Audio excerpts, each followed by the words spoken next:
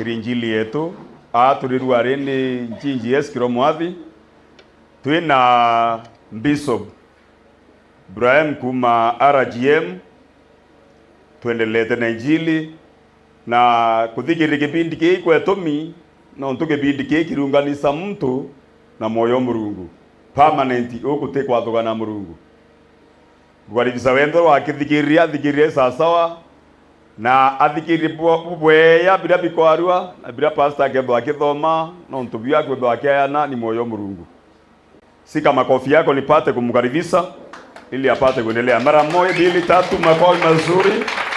Amen. Pendo wa mtazamaji na kukaribisha katika kipindi chetu sasa ya msamaha wa dhambi. Ukiletewa na Pastor Ibrahim kutoka kanisa ya Resistance of God Ministry.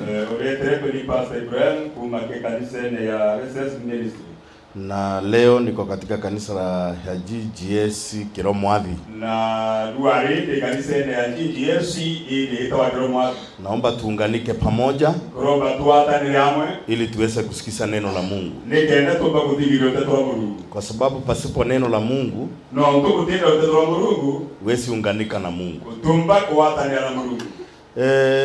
Niliahidi katika kipindi kilichopita nikasema nitafundisha ni nini kitafanyika ndani ya moyo wako ukimpokea Yesu ndani ya moyo wako. Ukimpokea Yesu ndani ya moyo wako. Jambo la kwanza ambalo litafanyika ndani ya moyo wako baada ya kumpokea Yesu, dhambi zako zote zitasamehewa.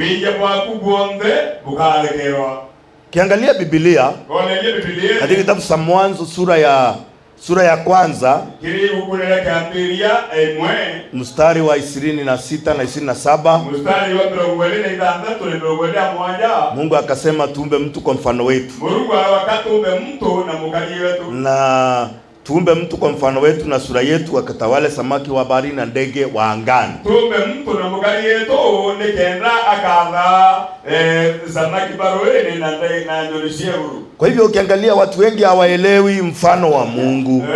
Ukiangalia tobe inge batisie Bwana no Mungu. Wanafikiria Mungu ananifanana ama anakufanana. Bwana semuru wa Bwana na unika na Bwana. Lakini mfano wa Mungu, lakini sura ya Mungu ni mambo manne. Ni manto yana. Jambo la kwanza, Mungu ni upendo. Mungu ni mwenye haki. Mungu ni mtakatifu. Mungu ni umilele.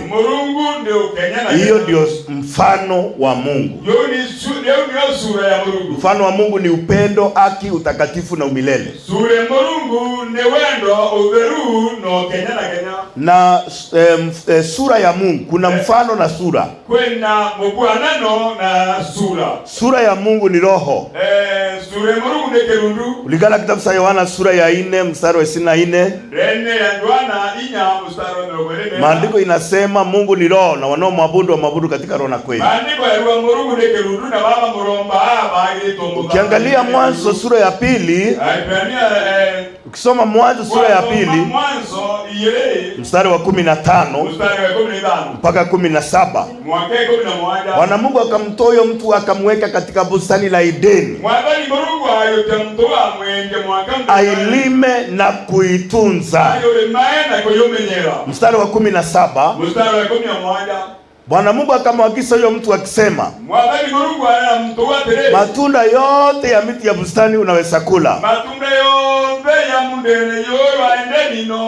Mstari wa 17, walakini matunda ya mti wa uyuzi wa mema na mabaya usile,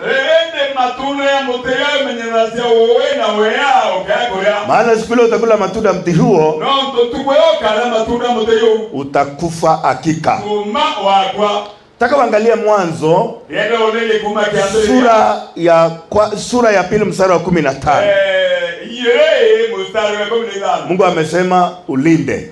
Mungu alikuwa uyokalia. Nini unalinda? Nibyo kalia. Kitabu cha Mithali. Yokuria Mithali Juno. 4:23. Inya mstari wa 23. Linda moyo wako kuliko chochote ulidazo. Maana huko ndiko kunatoka semisemi ya uzima. Unaweza linda moyo wako namna gani?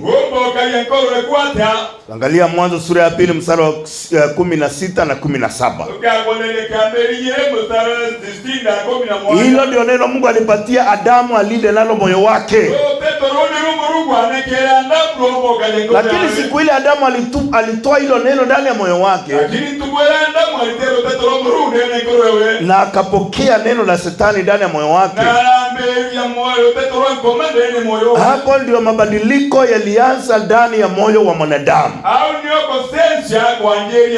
na hapo ndio mwanadamu alimwasi Mungu.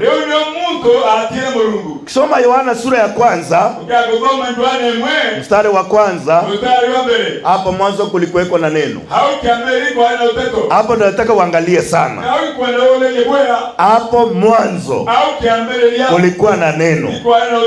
Hili neno ambalo linazungumziwa ni Mwanzo sura ya 2 mstari wa 16 na 17.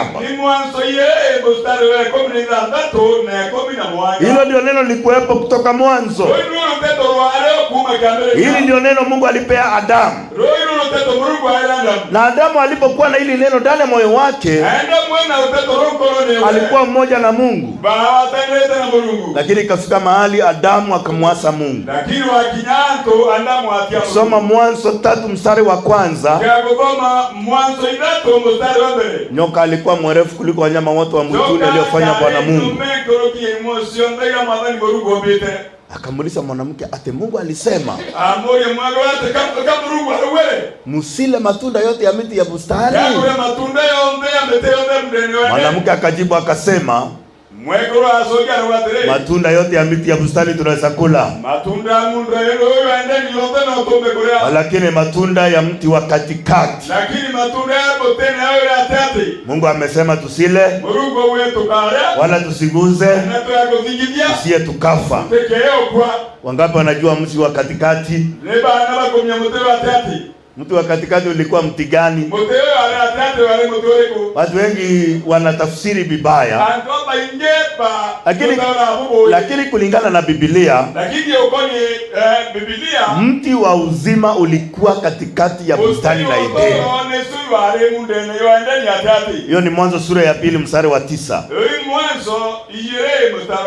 Bwana akasifuza katika ardhi mti wa sakula, mti wa uzima katikati ya bustani, na mti wa uyuzi wa mema na mabaya. Kwa hivyo mwanamke alijibu kinyume na neno la Mungu.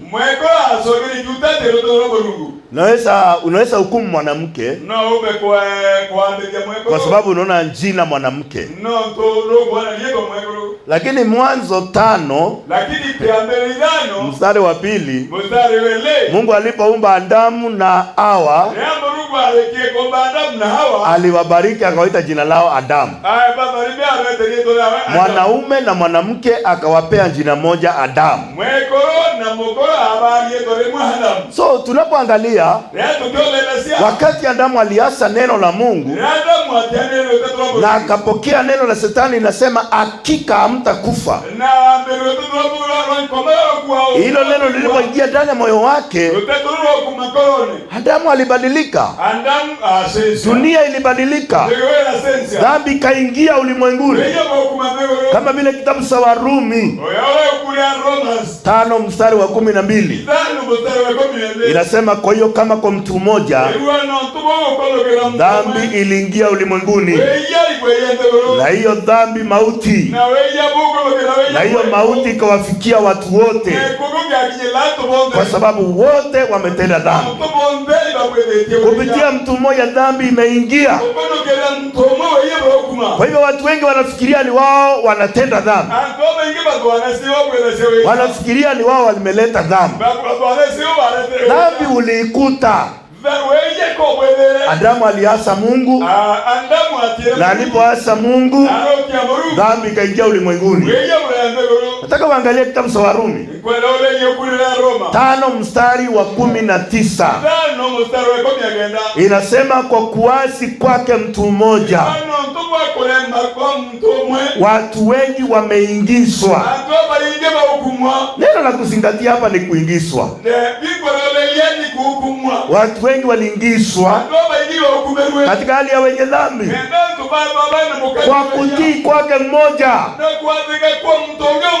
Watu wengi wameingizwa katika hali ya wenye haki. Sasa watu wengi wanasema ni Wakristo, lakini ukiuliza uko na dhambi? Nani hana dhambi? Wewe ni Mkristo, ndio. Kwa nini Yesu alizaliwa? Anajua kusudi la Yesu kuzaliwa. Anajua Yesu alikufa. Anajua Yesu alifufuka. Lakini ukimuuliza Yesu alizaliwa kwa sababu gani? Atuokoe kutokana na dhambi. Yesu alikufa kwa sababu gani? Alikufa kwa sababu ya dhambi zetu. Sasa unamuuliza Yesu alikufia dhambi yako. Yesu alikufia dhambi yako. Na kama Yesu alikufia dhambi yako, je, uko na dhambi? Anasema hakuna mtu hawezi kosa dhambi.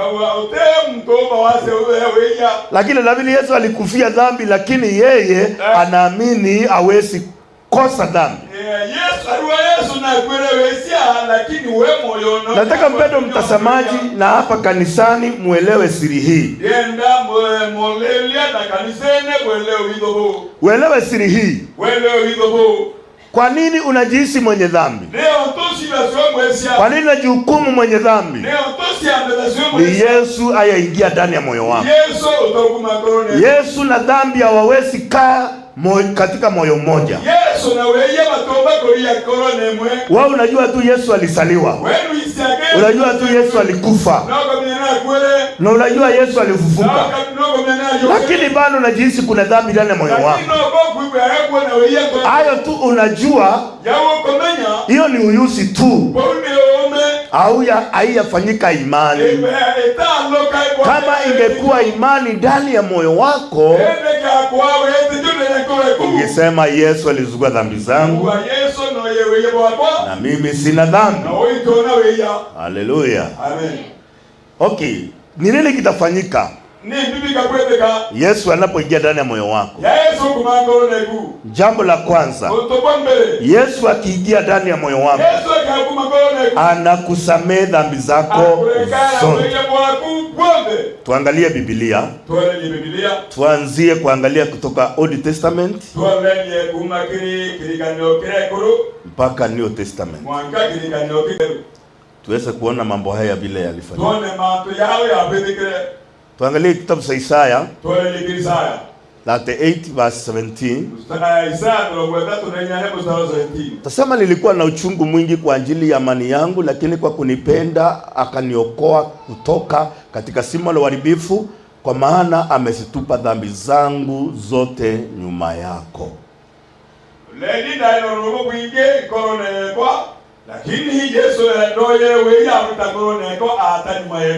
Kwa hivyo maandiko inasema, tasema nilikuwa na uchungu mwingi sana kwa ajili ya amani yangu, lakini kwa kunipenda akaniokoa kutoka katika shimo la uharibifu, kwa maana amezitupa dhambi zangu zote nyuma yako. Dhambi zako asipo zimeshatupwa, Mungu asioni tena. Haleluya. Tuangalie 43. Isaya 43 verse 25. Maandiko inasema, mimi ndimi niyafutaye makosa yako kwa ajili yangu mwenyewe. wala dhambi zako sitakumbuka, wala sitakumbuka dhambi zako. Mungu anasema mimi ndimi niyafutaye makosa yako kwa ajili yangu. Avuti dhambi kwa ajili yako, anavuta kwa ajili yake. Haleluya, amen. Tuseme kwa mfano, kila mtu ako na nyumba yake. Unafanya usafi kwa sababu ya nyumba ama kwa sababu yako?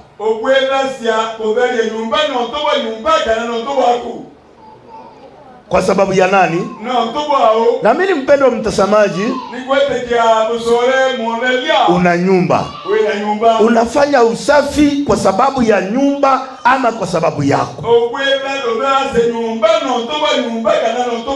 Unafanya usafi kwa ajili yako. Kwa hivyo Mungu ametutakasa dhambi kwa ajili yake, ameondoa dhambi kwa ajili yake, sio kwa ajili yetu, kwa ajili yake. Haleluya. Tuangalie 44. Tuitegeni Isaya 44. 44 verse 22. 44 mstari. Nimeyavuta makosa yako kama wingu nzito, na dhambi zako kama wingu. Unirudie, maana nimekukomboa. Mungu anakukomboa. Anapokukomboa unamrudia, kwa sababu dhambi ni kumwasi Mungu. Adamu alimwasi Mungu, naye Mungu kupitia Yesu Kristo, Yesu anavuta dhambi zetu. Yesu akachukua dhambi zetu, akatukomboa, nasi tukamrudia. Maandiko inasema unirudie, maana nimekukomboa. Dhambi zako zimevutwa. Hakuna mahali Biblia inasema ukaombe msamaha. Hakuna mahali Biblia inasema ukajitakaze. Biblia isemi ujitakaze. Biblia inasema umetakazwa. Haleluya. Waebrania 10 mstari wa 10 inasema, katika mapenzi hayo umepata utakaso kwa kutolewa mwili wa Yesu Kristo mara moja tu. Waebrania sura ya 2 mstari wa 11 inasema, yule anayetakaswa na yule anayetakasa, yule anayetakasa na yule anayetakaswa wametoka kwa mmoja. Kwa hivyo haoni haya kutuita ndugu. Kazi ya Yesu ni kunitakaza. Kazi yangu ni kutakaswa, sio kujitakaza. Tuongee kuhusu kutakaswa. Yesu akiingia ndani yako anakutakaza, si wewe unajitakaza, ni Yesu anakutakaza.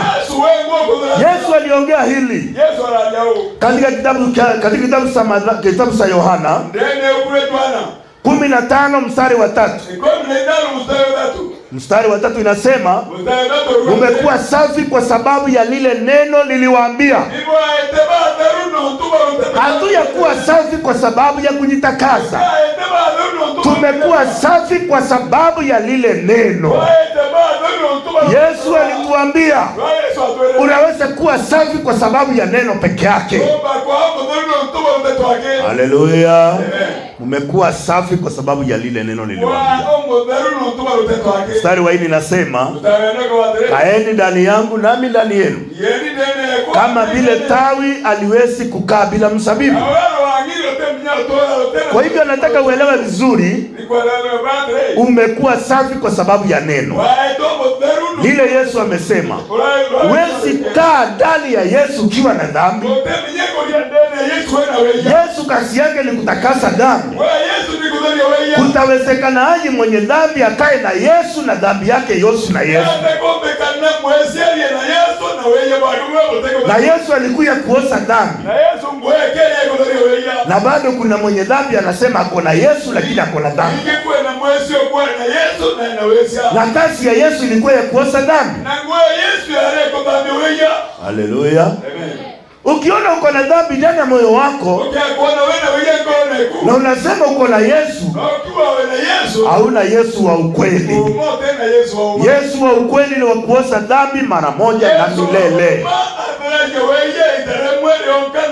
Haleluya. Mmekuwa safi kwa sababu ya nini? Kwa sababu ya kujitakasa, kwa sababu ya kuombewa, kwa sababu ya kumwagiliwa mafuta matakatifu, kwa sababu ya kumwagiliwa maji ambayo yameombewa. Umekuwa mtakatifu kwa sababu gani? Kwa sababu ya neno lile ulilisikia. Yohana 17 mstari wa 17. Watakase na kweli. Neno lako ndilo kweli. Hakuna kitu kingine kinaweza kukutakasa. Neno. Haleluya. Matendo ya Mitume 15 mstari wa 9. Maandiko inasema hivi: hakufanya tofauti kati ya sisi na wao, akasafisha mioyo yetu kwa imani. Haleluya. Warumi 10 mstari wa 17. Imani huja kwa njia ya kusikia, ni kusikia neno la Kristo. Tunaposikia neno likiingia ndani ya moyo wetu, linatutakasa. Haleluya. Amen. Jambo lingine kuhusu kutakaso, kama maombi yako na uwezo wa kuondoa dhambi, Yesu angekufa msalabani. Mungu angesema ombeni na mtasamehewa. Maombi yakuwa na uwezo wa kuondoa dhambi. Ndio Yesu alikuja, akavaa mwili wa mwanadamu, akabeba dhambi zetu, akaangikwa msalabani, na akiwa msalabani akasema yote yamekwisha. Haleluya. Naamini dhambi yako imeisha. Watu wengi wanasema bado wao ni wenye dhambi. Lakini kuna swali moja ningetaka kuuliza mpendo mtazamaji,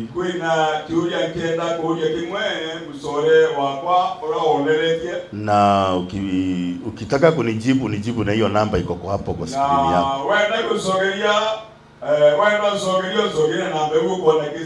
Ujibu na hiyo namba. Hii swali iko hapa. Tusome kitabu cha Ayubu 35 mstari wa 6. Ikiwa umefanya dhambi, umefanya nini juu yake? Ikiwa makosa yako yameongezeka, umemfanyia nini yeye? Nani anaweza fanyia Mungu dhambi? Watu wengi wanajaribu wasifanyie Mungu dhambi. Sasa ni dhambi gani utaenda mbinguni ufanyie Mungu? Wewe ni uliingizwa kwa dhambi, uliuswa bure, utakombolewa bila fedha. Sasa unafaa ujue wewe uliuswa, unaishi utumwani, unahitaji kukombolewa. Lakini kuna mtu anafikiria dhambi yangu, nimefanya dhambi ndio niko utumwani. Hakuna dhambi ulifanya. Dhambi ilifanywa na Adamu, na sisi ni usawa wa Adamu. Hakuna dhambi umefanyia Mungu. Na Yesu naye alikuja kututoa katika usawa wa Adamu. Haleluya. Ukisema niko na dhambi, wewe ni usawa wa Adamu. Ukisema sina dhambi, wewe ni usawa wa Yesu Kristo. Haleluya. Kwa sababu Yesu na Shetani hawawezi kaa nyumba moja. Haki na uwazi haviwezi kaa pamoja. Giza na nuru haviwezi kaa pamoja. Haleluya. Amen. Kama unaamini Yesu, amini Yesu alichukua dhambi zako. Dhambi ile unasema ni dhambi ni ile mnagombana na mtu mwingine. Imagine tuseme sasa unagombana na mke wako, unaenda kuomba Mungu msamaha. Ukikosana na mume wako unaenda kuomba Mungu msamaha. Ukiomba Mungu msamaha, ukirudi nyumbani umepatana na mume wako ama namna gani? Si mmekuwa mmepatana? Hapo kukosana na Mungu. Mulikosana na mume wako ama mke wako. Si ukikosana na rafiki yako unaenda kuomba Mungu msamaha. Enda kwa mwenye umekosea, mwambie nilikukosea, naomba unisamehe. Biblia inasema msamehe kama mlivyosamehewa. Waliosamehewa, unaona mtu aliyesamehewa anatembea na mambo mawili. Jambo la kwanza, kuomba msamaha, lakini si mbele ya Mungu, mbele ya wale anakosea. Ya pili, kusamehe wale wamemkosea. Haleluya. Wokovu ni rahisi sana, lakini shida ni nini? Unataka kusanganya Mungu na mwanadamu, na ukisanganya Mungu na mwanadamu unasanganyikiwa. Haleluya. Yesu alipokuja duniani akabatizwa na Yohana Mbatizaji, akashukulia dhambi zetu pale katika mto wa Yordani. Msalabani ni mahali Yesu alienda kulipa deni ya dhambi, na akalipa yote. Haleluya. Amen. Tazidi kujifundisha, mpendo mtazamaji, kazi ile Yesu ataanza kuifanya ndani ya moyo wako, akiingia ndani ya moyo wako. Mungu akubariki mpendo mtazamaji kwa muda ambao umekuwa pamoja nasi. Tushukuru Baba mtakatifu na mkombozi wetu Yesu Kristo, na kushukuru kwa sababu ya mpendo mtazamaji ambao amefuatilia programu hii. Ameamini ya kwamba dhambi zake zote zilioswa na mwana wako Yesu Kristo alipomwaga damu yake pale msalabani. Hiyo damu iliweza kutuosha dhambi zetu zote, na damu hiyo ikatuunganisha na Baba yetu ambaye tulikuwa tumeenda mbali na yeye, na damu hiyo ikatupatia ujasiri wa kuingia mbinguni. Tuna shukrani nyingi kwa sababu ya kazi ya msalaba. Jina lako libarikiwe na jina lako litukuzwe, kwa sababu mtazamaji amepokea ujumbe huu, naamini ya kwamba ameamini, ametakazwa mara moja na milele. Kwa imani katika jina la Yesu Kristo tunaomba. Amen. Tuage mtazamaji kwa makofi, sangwe na vigelegele. Amen. Haya.